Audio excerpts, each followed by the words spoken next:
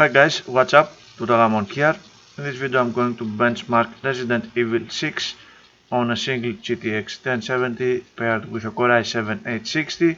As always, this video is recorded on an external recorder at 60 frames per second, so what you will see in this video will be pure performance. The Core i7-860 is overclocked to 4 GHz. This video is primarily meant for it to be compared with my Core i5-2500K benchmarks, for which I will put a link on the comments below. 12 GB of system RAM, and the graphics card is a GTX 1070 made by KFA2. It is the EX model, running on the latest firmware, and it is also overclocked in order to reach 2 GHz of core clock. This is a standalone benchmarking tool, easily accessible by anyone, so you can test it yourselves and tell me your benchmark results in the comments below.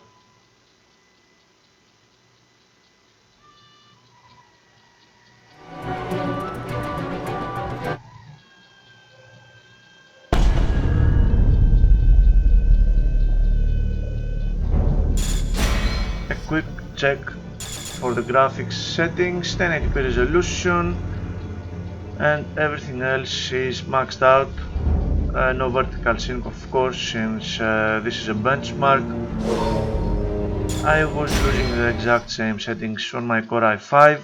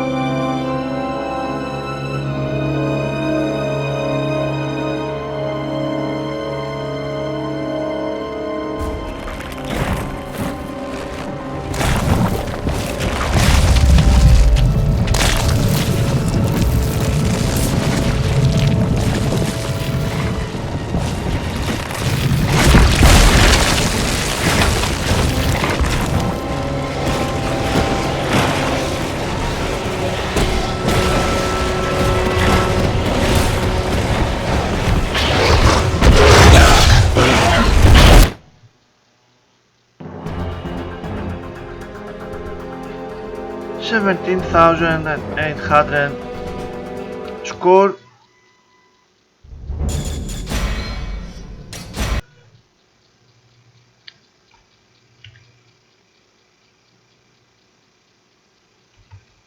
I was getting 22,200 for my Core i5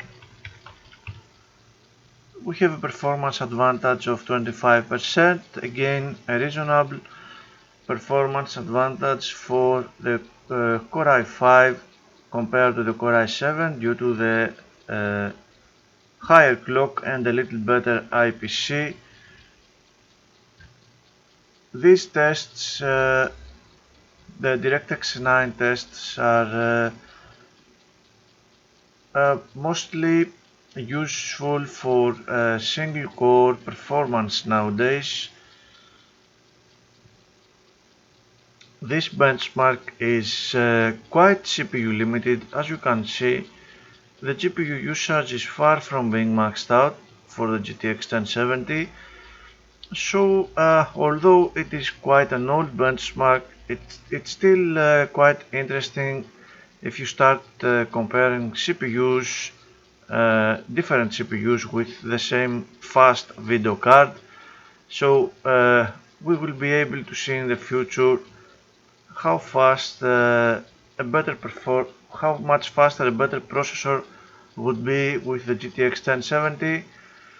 The frame rate is not too bad. It does take some weird dips at some points, but overall it hovers at quite playable levels. The CPU usage is not essentially maxed out. We have minimal threading for the game. Only 3 of the 8 logical cores are actually a little above 50%, so we are probably looking at a lot of thread switching between the cores, and we cannot have a clear picture of what's going on.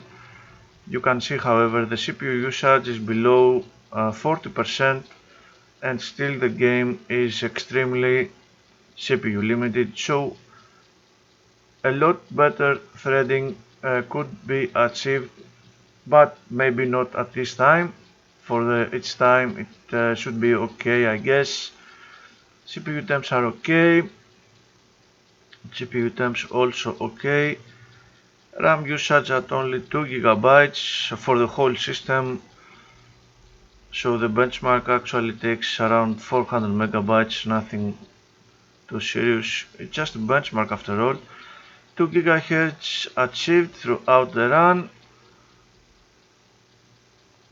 It would be strange not to see that because of the very low load.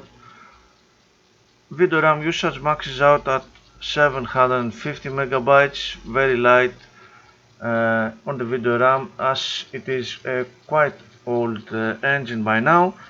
Another video has reached its end, my friend. Thank you very much for watching. I will see you on my next one.